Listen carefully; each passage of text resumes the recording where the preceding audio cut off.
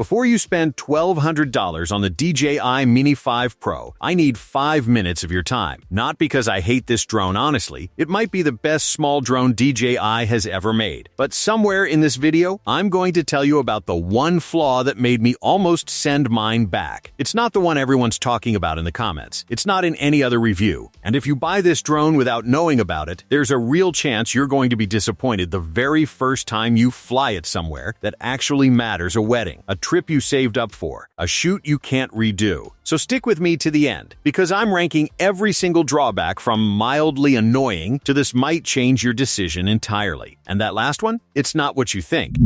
The invisible enemy. Picture this. You're standing on a cliff edge, the ocean's doing its thing below you, the light is perfect, and you launch your brand new Mini 5 Pro to grab the establishing shot of the video. 30 seconds in, your footage looks like it was filmed during an earthquake. That's not a hypothetical that happened to me on my second flight with this drone. And it's the single most common complaint I expect to see flood in once more people get their hands on this thing. Here's the honest truth about why. The Mini 5 Pro is small. That's the whole appeal. It fits in a jacket pocket, it doesn't scream drone to everyone on the beach, and it's genuinely a joy to travel with. But physics doesn't care about convenience. A lighter airframe gets pushed around by wind gusts far more aggressively than a heavier one, and no amount of clever flight controller software can fully cancel that out. Now, to DJI's credit, the wind resistance on this specific model is shockingly good for something this size. I flew it in conditions that would have made me leave a Mini 4 Pro in the bag, and it held its ground. But holding its ground and producing usable footage are two very different things. What actually happens is the drone fights the wind by constantly making tiny corrective movements, and those corrections translate directly into a subtle, jittery wobble in your shot, especially noticeable if you're pointing the gimbal straight down for one of those trendy top-down reveal shots. In gustier conditions, I've seen the gimbal genuinely get knocked off its axis for a split second, and that shows up as a visible jolt in your footage that no stabilization software fully fixes in post. If you live somewhere coastal, somewhere mountainous, or somewhere that just has a reputation for brutal, unpredictable wind, you need to know this going in. You are going to fly this drone less often than someone with an Air 3S or a Mavic 4 Pro, full stop. And on the days you do fly it, you'll burn through battery noticeably faster, because the motors are working overtime just to hold position, let alone move anywhere. So mark this one down: mildly annoying if you fly in calm suburban parks, genuinely limiting if your local weather app has a permanent wind advisory.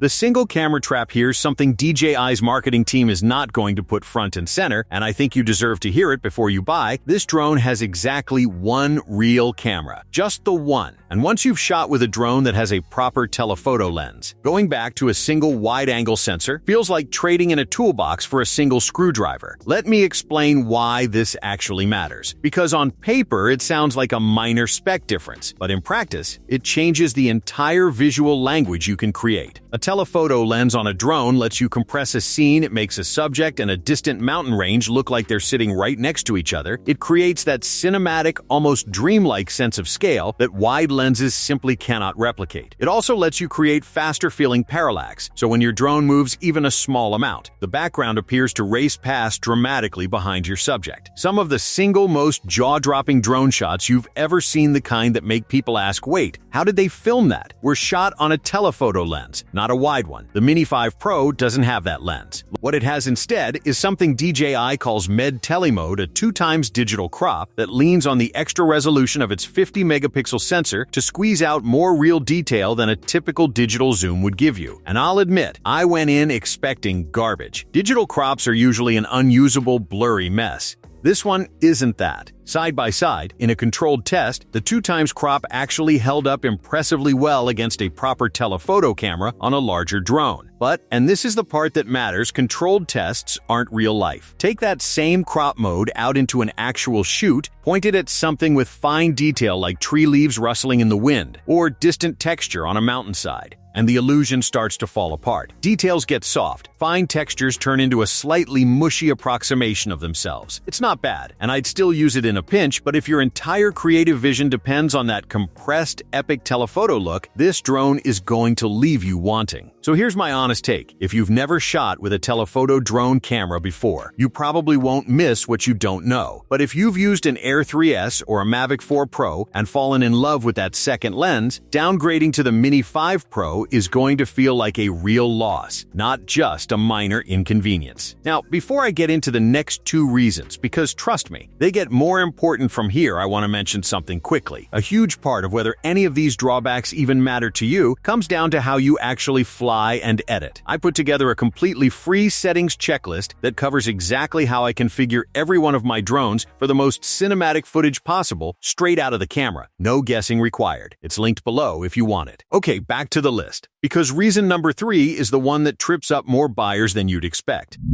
The speed ceiling if your plan for this drone involves anything faster than casual flying, think chasing a car down a back road, keeping pace with a mountain biker, or tracking a subject running full sprint, you need to pay close attention here. Because this is where the Mini 5 Pro starts to show its size class more than anywhere else. On paper, the numbers look decent. The Mini 5 Pro tops out around 40 miles an hour in its standard configuration, and if you're running the larger extended flight batteries, you can coax that up to around 42. For a drone this small, that's genuinely impressive. Previous Mini models felt sluggish by comparison, and DJI clearly put real engineering effort into this. Compare that, though, to the Air 3S, which comfortably does 47 miles an hour, or the flagship Mavic 4 Pro, which can hit a blistering 60 miles an hour when you really need it to keep up with something fast. That gap doesn't sound huge until you're actually in the field trying to keep a moving subject in frame, and your drone simply can't catch up. Here's a scenario that plays out more often than people expect. You're filming a friend on a dirt bike or a car pulling away down a straight road, and for the first 2 seconds your framing looks incredible. Then the gap starts widening. Your subject is pulling ahead, your composition falls apart, and you either have to cut the shot short or accept footage where your subject is drifting out of frame. That's not a hypothetical criticism, it's exactly what happened to me trying to film a mountain biker on a fairly mellow trail. The Mini 5 Pro simply ran out of legs. Again, I want to be fair here. For its size and weight class, this speed is honestly excellent, and most casual users filming everyday B-roll, landscapes, or slow-moving subjects will never notice this limitation at all. But if fast action, chase-style footage is a core part of what you want to shoot, this is a real, tangible limitation you should factor into your decision before you spend the money. The 250-gram gray zone, this next one, sounds like a technicality, but depending on where you live, it can genuinely change how much freedom you have to fly this drone at all, so don't skip this section thinking it doesn't apply to you. The magic number in the drone world is 250 grams. Stay under it, and in most countries you get access to a much more relaxed set of rules, less registration paperwork, fewer restrictions, and easier time overall. DJI's official spec sheet lists the Mini 5 Pro at 249.9 grams.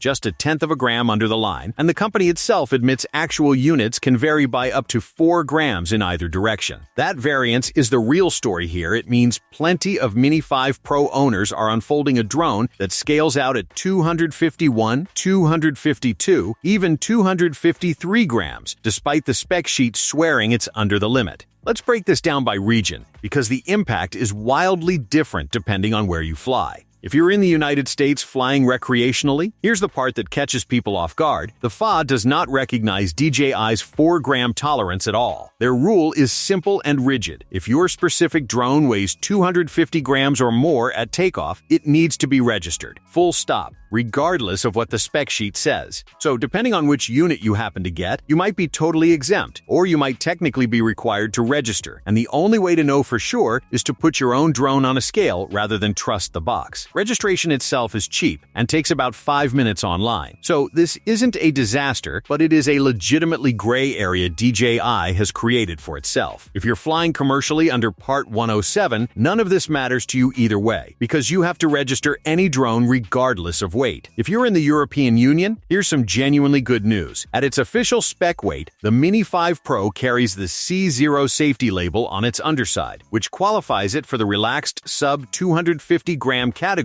with no license required to fly. There's one catch worth knowing, though that C0 rating is tied to the standard battery. Swap in DJI's larger, longer Flying Plus battery, which isn't even sold in the U for exactly this reason, and the drone jumps well clear of 250 grams, losing that classification entirely. Stick with the standard battery though, and you can mostly stop worrying about this section. If you're in Canada, the rule is refreshingly clear. Under 250 grams for recreational flying, you don't need to register at all. But the moment you add anything that pushes you over that line, the Plus battery being the obvious culprit, since it alone adds around 46 grams, registration becomes mandatory. And Transport Canada isn't offering any tolerance for DJI's stated weight variance either. Other countries, including Australia and New Zealand, also treat that 250-gram threshold as a meaningful line in their own drone regulations, though the specific rules and penalties differ from one aviation authority to the next, so it's worth checking your own country's current regulator guidance rather than taking my word for it, if you live in one of these regions and want zero ambiguity. The previous generation Mini 4 Pro comfortably sits under 250 grams, even accounting for normal manufacturing variants, which removes this whole conversation from the table. The takeaway here isn't avoid this drone, it's know your local rules before you buy, because this is one of those quiet details that can turn an exciting new purchase into a frustrating paperwork exercise, depending entirely on your address.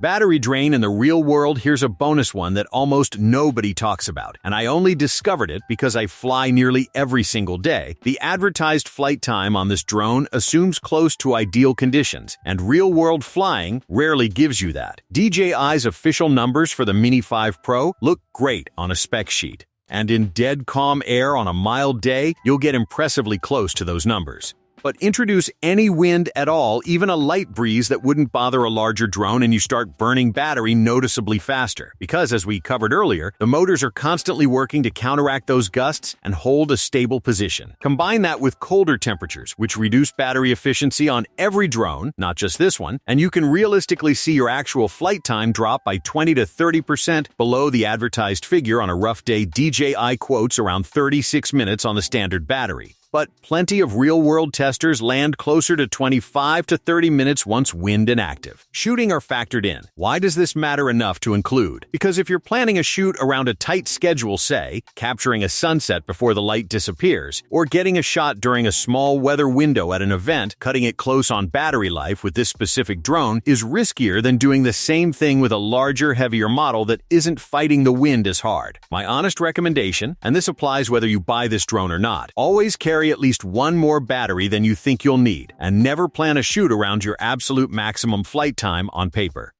The biggest reason the payoff, alright, remember at the very beginning when I said there was one flaw that almost made me send this thing back? Here it is, and it's not on any spec sheet anywhere. It's this. The Mini 5 Pro is so good, so capable, and so much fun to fly that it's genuinely easy to get overconfident with it. Because it's small, because it's light, because it feels almost like a toy in your hand compared to a Mavic-sized drone, there's a temptation to fly it in situations you'd normally think twice about, closer to trees, closer to people, closer to obstacles, in wind you'd normally respect. I caught myself doing exactly this on multiple occasions, pushing this little drone into spots I never would have flown a larger, more serious-looking aircraft, purely because it felt disposable in comparison. That mindset is the actual risk here, not the specs, not the camera, not the wind rating on paper, but the psychological trap of underestimating a genuinely capable flying machine because of its size. A drone this good deserves the same respect and the same pre-flight caution you'd give any other aircraft, and if you buy one, I'd strongly encourage you to treat every flight with the same seriousness you would on your most expensive drone, not your most disposable one. The verdict, so, after all of that, should you actually buy it? If you're a casual flyer, a traveler, a content creator who values portability over squeezing out every last spec, the Mini 5 Pro is genuinely one of the best drones on the market right now, and most of what we covered today simply won't affect your day-to-day experience. But if you live somewhere with serious, consistent wind, if telephoto compression is central to your creative style, if you regularly chase fast-moving subjects, or if you're in a country where crossing that 250-gram line creates real regulatory headaches, you now know exactly what you're signing up for, and you can make that decision with your eyes wide open instead of finding out the hard way on your very first flight. If this video actually helped you make a more informed decision, do me a favor and hit subscribe. I put out videos like this every single week. breaking down exactly what the marketing won't tell you before you spend your hard-earned money. And if you want to see exactly why I still recommend this drone despite everything we just covered, I've got a video right here breaking down everything it does right. I'll see you in the next one.